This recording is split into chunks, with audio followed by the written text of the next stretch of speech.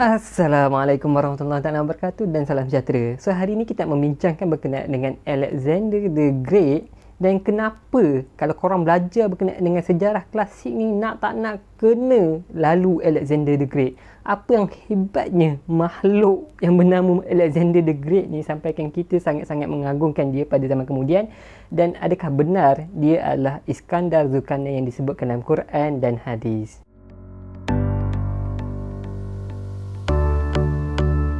Okey, so Alexander the Great ni lahir pada tahun 336 BC. Okey, dia memerintah daripada 332 hingga 323 BC. Dan kenapa dia ni sangat-sangat diagungkan? Simple je. Sebab dia memang hebat. Hebat gila. Gila orang cakap dengan kau. Sebab memang betul-betul hebat. Tengok peta ni betapa besarnya dia punya empire daripada ketika itu. Okey, kalau kita tengok asalnya Macedon ni. Okey, Macedon ni kecil je. Okey, daripada macam mana dia boleh memerintah Macedon ni, meluaskan kuasa dia sampai ke Greek, kemudian pergi ke Parsi, kemudian sampai ke Mesir, lepas tu masuk pula sebahagian wilayah-wilayah yang ada dekat India. So maksudnya memang besar gila ya dia punya empire ni. Sebab itulah dia sangat-sangat dianggap dan diagung-agungkan dalam pelbagai budaya. Dan dia dah pun menang battle dia sejak umur 18 tahun lagi. So kau bayangkan 18 tahun lagi dia dah pun menang battle, mengalahkan tips. Dia punya empire ni sangat-sangat besar dan menjadikan dia one single superpower yang ada pada ketika itu. Okey, so dan anak yang hebat ni of course lah datang daripada ayah yang hebat juga. Okey, dia datang pada King Philips. Okey, dan King Philips ni ayah dia sendiri adalah seorang conqueror yang menguasai banyak kawasan dan wilayah-wilayah dia. Okey, dan King Philips jugalah yang mengajarkan dia strategi dan formation macam mana nak menang ke atas musuh dalam battlefield. Ayah dia mati pada umur dia 20 tahun. Daripada 20 tahun dia dah pun menggantikan ayah dia dan menguasai Macedon dan juga wilayah-wilayah sekitar dia. Okey, antara benda yang diajarkan oleh King Philips adalah pertama sekali adalah berkenaan dengan lawan dalam formation. Okey, kalau korang tengok dalam cerita 300 yang pernah aku ulas dalam video sebelum ni. Okey, filem review 300 ni. Okey, di sini aku pernah ceritakan berkenaan dengan falang sistem. Okey, cara berlawan dalam formation yang menggunakan shield dan juga lembing. Okey, benda ni di-apply oleh Alexander the Great dalam peperangan dia ni, dan ini adalah antara benda baru yang diamalkan dalam peperangan pada ketika itu. Okey, sebab sebelum ni dalam peperangan orang datang serbu ramai-ramai macam tu je. Okey, tapi bila lawan dalam bentuk formation, lagi senang diorang nak menguasai battlefield. Okey, korang boleh nampak betapa panjang dan tajamnya lembing ni, dan ini sangat-sangat menakutkan dalam ke atas musuh yang datang menyerbu. Okey, jadi kekuatan diorang jadi lagi berganda-ganda lah. Okey, seterusnya kalau dalam peperangan jangan kerah semua tentera. Make sure kena ada tentera yang stay kat belakang sebagai backup. Okey, tentera ni lah yang akan tengok mana-mana loophole dan mengisi loophole tersebut. Kebiasaan boleh jadi juga tentera backup ni digunakan untuk buat sneak attack daripada belakang. Yang seterusnya dalam battle formation, sentiasa cari titik lemah. Sentiasa cari titik lemah. Okey, contoh katalah tentera A dengan B datang bertembung. Okey, diorang ketua kena sentiasa alert tengok ada tak titik-titik kosong ataupun titik lemah dalam formation, baik dalam formation dia maupun formation lawan. Kalau contoh katalah nampak ada titik lemah dekat formation lawan dekat bahagian kiri. Okey, kat sini lah dia kena push betul-betul. Semua tentera backup dia, cavalry dia push dekat titik lemah tersebut. Ini menjadikan formation lawan boleh terpecah menjadi dua. Ini menjadikan banyak kali berlakunya peperangan tentera Alexander the Great ni sebenarnya sikit berbanding dengan musuh dia, tetapi oleh kerana formation dia bagus, strategi dia bagus, weapon dia orang bagus, akhirnya dia menjadikan dia sentiasa menang dalam peperangan. Dan ikut rekod dia tak pernah kalah. Maknanya seriously sentiasa menang, tak pernah kalah. Nak gambarkan betapa hebatnya dia. Ini menjadikan dia adalah seorang legenda dalam pelbagai tempat. Kita ada legenda daripada Mesir, kita ada legenda daripada Parsi, daripada Greek, dan even daripada India. Akan bercampur bau lah mitos, legenda, benda-benda exaggeration berkenaan dengan kehebatan dan keagungan dia tu. Ada yang kata Alexander the Great ni sampai pernah masuk ke bawah laut, dia berjumpa dengan Atlantis. Okey, ada yang kata dia boleh terbang di udara, ada yang kata dia pernah berlawan dengan naga. Dan benda ni memang ada dalam mitos-mitos yang pada zaman kemudian lah. Cuma kita nak tahu berkenaan dengan ketepatan dia, yang kita boleh check dari sudut fakta sejarah. Okey, so sekarang kita nak masuk ke dunia Islam dan bagaimana dunia Islam itu mengenali Iskandar Zulkarnain. Okey, nak tak nak kita tak akan dapat lari daripada menceritakan berkenaan dengan hadis 3 soalan daripada rahib, iaitu apabila adanya kaum musyrikin Mekah datang ke rahib Yahudi dan bertanya, meminta soalan maut untuk ditanyakan kepada Nabi Muhammad. Maknanya satu soalan perangkap, sekiranya Nabi Muhammad gagal menjawab soalan tersebut, maknanya betul lah Nabi Muhammad ni bukanlah utusan Tuhan, bukanlah mempunyai pengetahuan apa yang berada di langit dan juga di bumi. So jadi dia nak tanya soalan perangkap tersebut dan minta pertolongan daripada rahib, dan rahib minta dia bertanya berkenaan dengan 3 soalan. Salah satu soalannya adalah berkenaan dengan raja yang menguasai timur dan barat. Tak lain tak bukan adalah Zulkarnain, ataupun juga disebutkan sebagai orang yang memiliki 2 tanduk. Zulkarnain, Zul tu memiliki, Karnain tu maksudnya ialah tanduk, 2 tanduk. Itulah yang dikatakan dengan Zulkarnain, yang menguasai timur dan juga barat. Dan of course jawapannya adalah Zulkarnain, dan Nabi dapat menjawabnya dengan baik. Ini membuktikan Nabi kita adalah benar-benar utusan Tuhan. Secara spesifiknya, hadis dan Quran tak membagi tahu Zulkarnain ni sebenarnya siapa. Dia adalah perjalanan ekspedisi yang diceritakan dalam Quran dan hadis, tapi dia tak spesifik merujuk kepada siapa. Yang itulah problem. Jadi menjadikan apabila berkembangnya Islam tu, bila kita mula menguasai Parsi, kita menguasai Egypt, Mesir, jadi kita mula menerima cerita-cerita daripada mereka, orang-orang yang ada dekat sana. So adalah termasuk ceritanya berkenaan dengan Alexander the Great ni. Golongan Yahudi juga ada sebahagian daripada mereka adalah ahli kitab. Mereka membawakan cerita yang mereka dengar daripada nenek moyang mereka ke dalam agama Islam. Jadi inilah kita dapati cerita-cerita Israiliyat. Walaupun cerita Israiliyat ni susahlah kita nak buktikan kesahihannya, tapi cerita tersebut ada. Itulah dia, bila dia masuk ke dalam dunia Islam bercampur bau, dan ini menjadikan adalah mula orang mengaitkan bahawa Iskandar Zulkarnain is equal to Alexander the Great.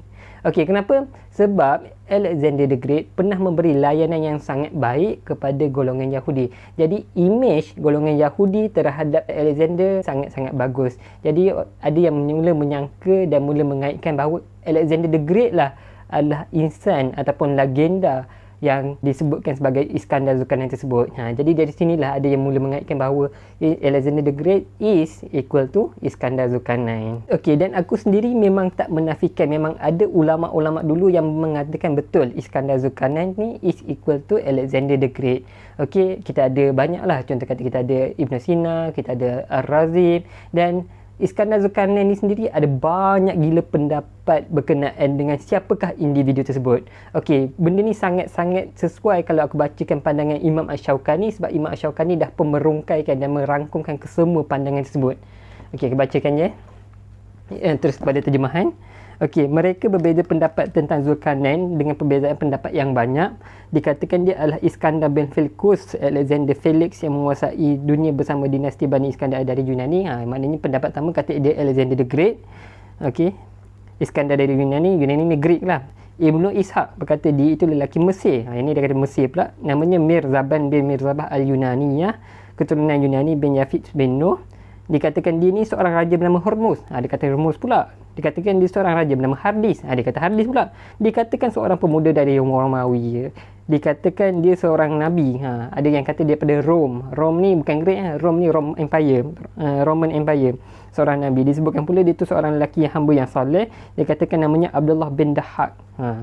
Dikatakan Mus'ab bin Abdullah salah satu anaknya dari Kahlan bin Sabah. Al-Qurtubi meriwayatkan As-Suhaili bahawa dia berkata sesungguhnya informasi yang kuat dari ilmu orang yang terpercaya bahawa keduanya Ya'juj dan Ma'juj itu dua. Yang pertama datang pada masa Ibrahim AS, sedangkan yang satunya datang dekat dengan masa Isa AS.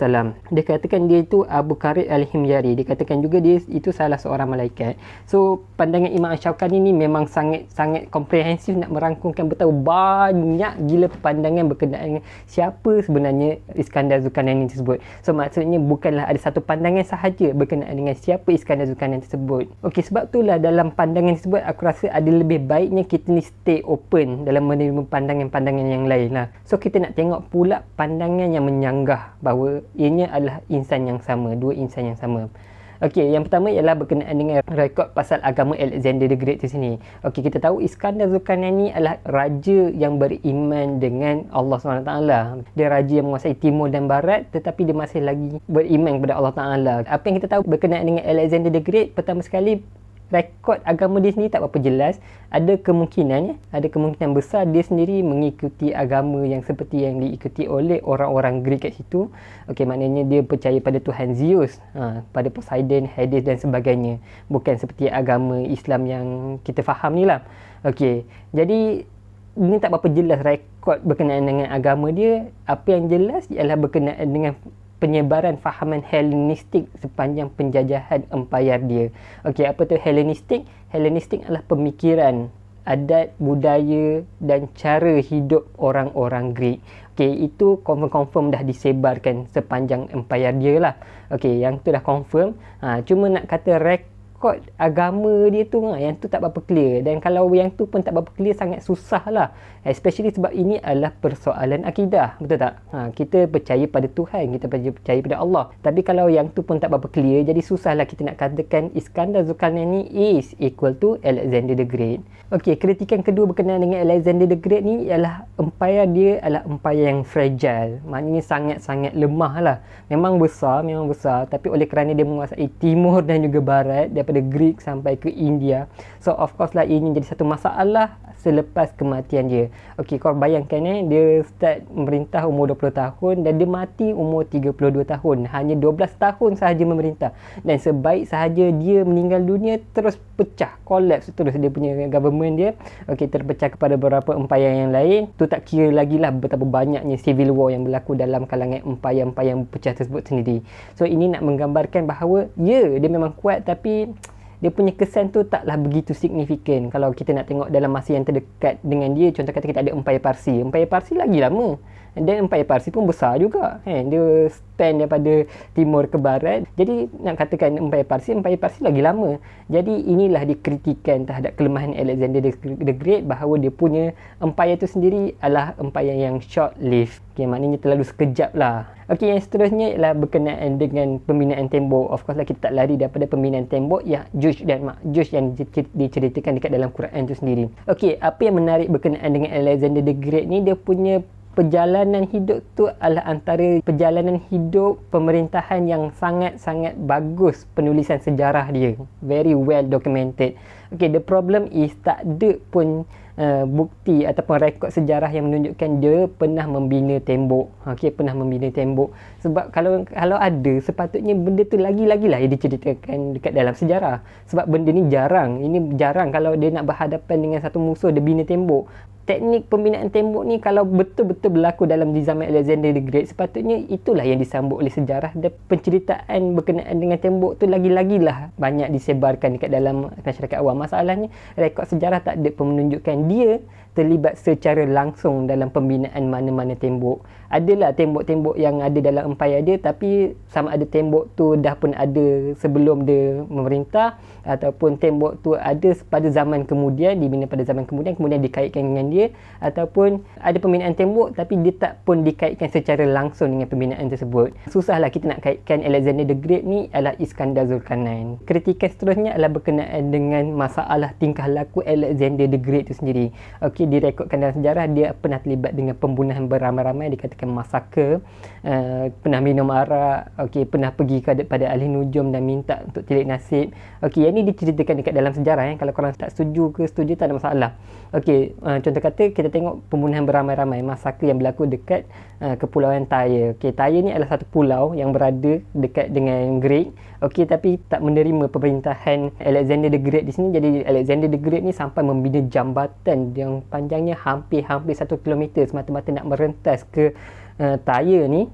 Dan oleh kerana Alexander the Great ni sangat-sangat marah dengan penduduk Tyre yang tak ikut dia punya pemerintahan dia ni, jadi sampaikan apabila dia berjaya menahluki Tyre, dia bunuh 10,000 orang yang berada dekat sana dan 30,000 yang lain ni diperhambakan. Jadi susahlah kita nak justify perbuatan dia ni kalau kita kaitkan dengan Alexander the Great.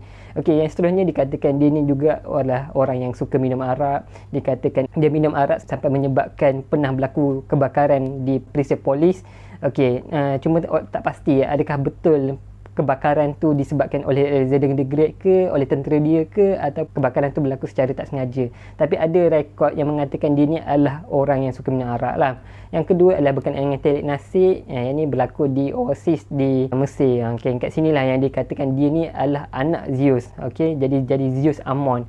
Okay, walaupun tentera dia semua tahu yang dia ni adalah anak King Philips, tapi sebab nak naikkan nama dia tu, dan dia pun terima je yang dia ni adalah anak kepada Zeus, sebab yang tu adalah salah satu cara baik untuk membuatkan orang tunduk kepada dia.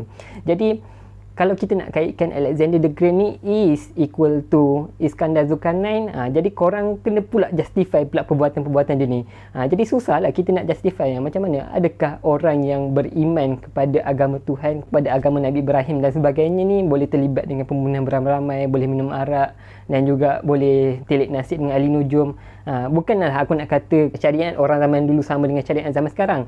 Tapi kalaulah korang berpendapat bahawa Alexander the Great is equal to Iskandar Zulkarnain, korang kena pula justify perbuatan-perbuatan ataupun tuduhan-tuduhan kepada Alexander the Great ni. Sebarang masalah yang ada dekat dia, korang kena defend. Jadi sebab itulah ada ramai orang yang tak prefer mengaitkan Alexander the Great dengan Iskandar Zulkarnain. Okey, pada pandangan peribadi aku sendirilah, aku lebih prefer untuk buatkan Iskandar Zulkarnain ni adalah satu pilihan yang open. Maknanya kita tak perlu pun mengaitkan dia dengan mana-mana tokoh sejarah. Okey, aku faham ramai orang memang suka-suka mencari, suka membaca dan sebagainya. Aku cuma rasa lebih baik kita bersederhana dalam hal ni dan kita stay open kepada mana-mana pendapat, mana-mana pandangan. Dan kalau kita affiliate dengan satu pandangan sekalipun, tak adalah kita sampai nak confirm menyalah dan membantah, nak bergaduh dengan orang lain untuk terus menolak pandangan diorang. Dan ada banyak lagi pendapat dan pandangan-pandangan yang salah yang pernah berlaku dalam sejarah dunia kita sendiri. Okey, contoh kata berkenaan dengan Ya'juj Ma'juj. Dulu ada orang kata Ya'juj Ma'juj ni adalah orang Turki. Sebab waktu mula-mula dunia Islam bertembung dengan orang Turki ni pelik. Mereka ni juga dituduh sebagai barbarik. Jadi mereka ada orang mengatakan Ya'juj Ma'juj ni adalah orang Turki lah. Tapi tengok Turki masuk Islam, jadi kita ada juga Empayar Turki Uthmaniyah. Bahkan Sultan Muhammad Al-Fatih tu sendiri adalah orang Turki. So takkan kita nak kata Turki ni Ya'juj Ma'juj lagi kan. Ada juga yang kata Mongol ni confirm dah Ya'juj Ma'juj. Tapi tengok-tengok memang betul Mongol ni memang jahat, ganas, kejam. Memang rekod sejarah mengesahkan perkara tersebut. Tapi in the end, pada generasi-generasi yang seterusnya, Mongol ni 3/4 daripada pecahan empayar diorang masuk Islam. Macam mana kita nak katakan dengan confirm bahawa Mongol ni adalah Ya'juj Ma'juj? Daripada pengalaman-pengalaman kita sebelum ni, susah kita nak mengaitkan secara confirmnya bahawa sesebuah peristiwa yang ditakdirkan berlaku pada akhir zaman ni dengan benda-benda yang ada, dengan limited information yang kita ada pada hari ni. Okey, dan instead of kita nak bergaduh, siapa sebenarnya Iskandar Zulkarnain ni? Dia King Darius ke, Cyrus the Great ke, Alexander the Great ke? Kenapa kita nak bergaduh? Kenapa kita tak boleh appreciate bahawa Iskandar Zulkarnain ni adalah raja yang menguasai timur dan barat. Okey, semua benda tunduk di bawah jajahan dia, tapi dia masih lagi beriman, masih lagi tunduk kepada syariat Allah, masih lagi sujud kepadanya. Kenapa kita tak boleh appreciate kehebatan dia walaupun the top of the world, best of the best, dia masih lagi tunduk kepada Allah SWT. Kenapa kita tak boleh appreciate perkara tersebut? Dan aku faham juga ada orang yang suka baca berkenaan dengan perkara ni. Diorang sebenarnya nak mengkaji, nak mencari Ya'juj Ma'juj tu sendiri. So contoh kata memang kita betul-betul jumpa tembok tersebut yang dibuat oleh dengan tembaga, dengan besi tu semua. So apa yang kita nak buat? Adakah kita kena bom orang yang ada dekat belakang tembok tersebut? Ataupun hantar nuklear ke, hantar peluh pandu ke apa ke? Adakah itu apa sebenarnya yang Islam nak ajar kepada kita? Atau sebenarnya Islam ni dalam berhadapan dengan ilmu eskatologi, ilmu akhir zaman ni, nak memberi amaran kepada kita supaya kita bersedia dari sudut mental dan juga fizikal. Maknanya tingkatkan amal ibadat kita, tingkatkan kita punya zikir kita, amal soleh kita, baca Quran, cuba amalkan sunnah Nabi dengan sebaik-baiknya. Itu sebenarnya apa yang cuba Islam ajarkan. Sebab benda-benda ni memang inevitable, nak tak nak memang berlaku. Okey, kita percaya benda ni memang ada dalam agama kita. Jadi sebab itulah aku rasa kadang-kadang kita kena tanya sendiri, apa sebenarnya tujuan kita belajar benda ni. Jadi sebab itulah kita kena sentiasa perbaharui niat. Aku sendiri dalam perbahasan ni aku memang stay open. Aku rasa pendapat Alexander the Great dengan Iskandar Zulkarnain ni taklah tepat, tapi aku stay open. Aku tak kisah kalau korang nak berbeza pandangan dengan aku, nak sanggah aku ke, I'm really open with this. Sekadar itu saja. Please like, subscribe dan komen. Thank you for support. Assalamualaikum warahmatullahi wabarakatuh.